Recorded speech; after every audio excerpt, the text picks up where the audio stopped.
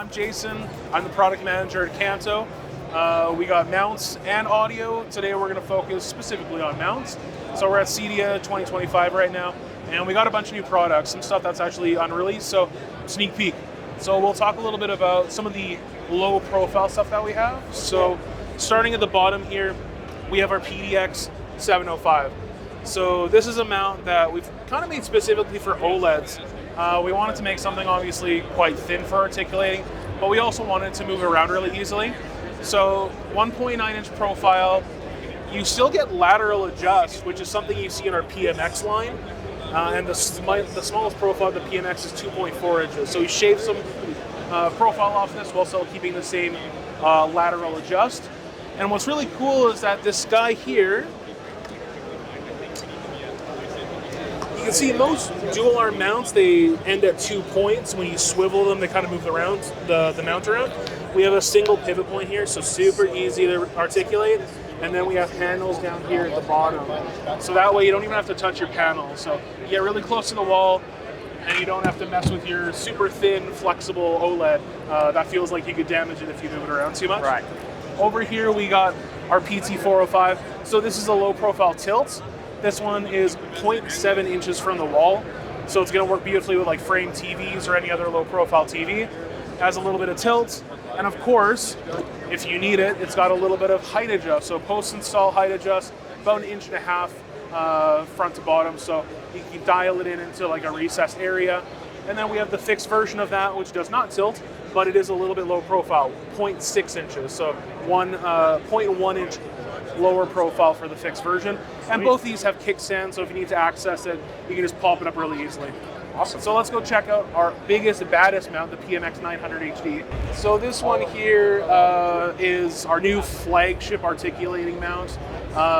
Holds 275 pounds, extends 33 inches, and it's got post-level height adjust. It's our first articulating that has level or a height adjust on it. And I'll show it to you quickly. I'll show you the mechanism.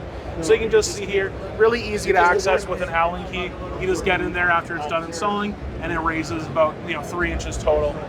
Has a really nice handle for tilt.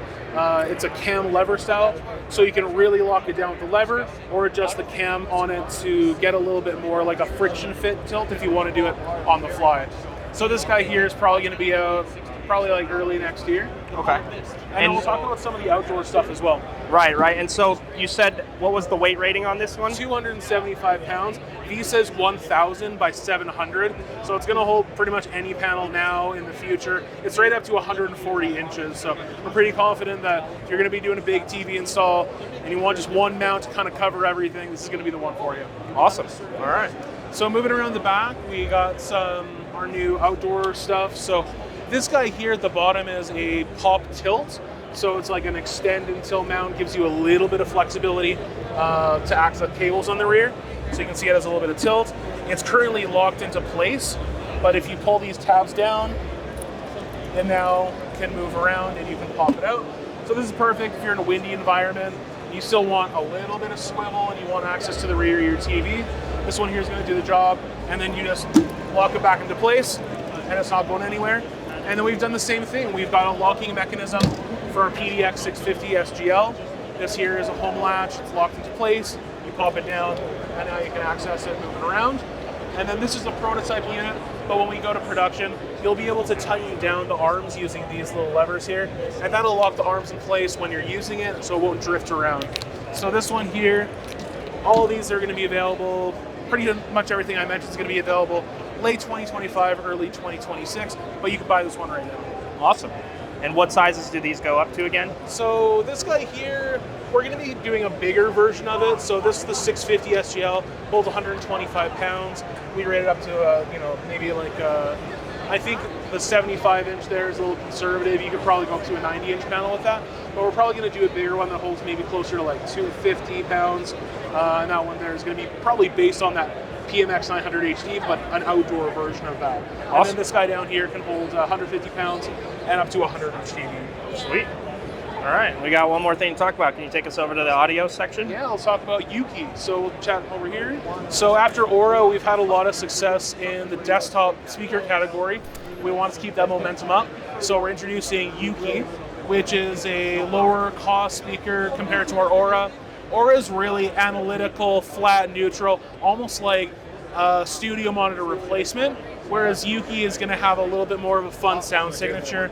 Now, when I say fun sound signature, we're not talking like bad, overblown speaker. This is still superior, much better than most computer speakers, but it's going to have, a little bit of a warmer sound quality, maybe a little bit more treble, just like a more gratifying speaker than that analytical speaker that is Aura. When it releases, it should be $269, and it has USB, RCA, Bluetooth, and in traditional Kanto fashion, it also has a high-pass, low-pass filter, which I think is probably the only speaker at its price point to have it. So when you connect a subwoofer to it, it'll automatically high-pass the speakers at 100 hertz, and it'll send all the bass to the subwoofer, letting the amplifier in here just focus on the mids to get really impactful mid-range. Snares are going to be more defined, and you'll be able to crank the speakers up with pretty much no distortion. Can you show me the back of it real quick? Yeah, of course. This one here is the powered unit. So we'll show you the back here.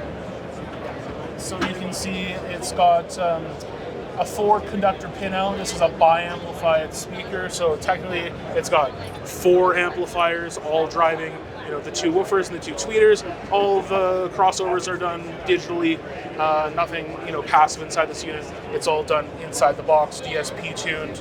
So very modern speaker. It's got everything you kind of need. It does have a rear mounting point, so you can see we do have a new wall mount coming out for this called the SPW3.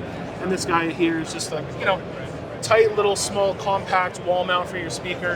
Has a ball joint so you can angle it wherever you need it to go. So we're really proud of this little guy. It's going to be releasing around the same time as Yuki. You have that in white as well, right? Yeah, we're going to have it in white as well so you can match your aesthetic. And we got cool colors for the Yuki. We got this speckled blue. You can see there's a little bit of a speckle inside there. And we got a speckled green. We got a speckled white. And we're going to have a matte black as well for your kind of default standard murdered out aesthetic. yeah, for sure. Awesome. That's everything for me. Awesome. Well, thank you so much for your time. Yeah, no worries, Justin. Thanks for having me.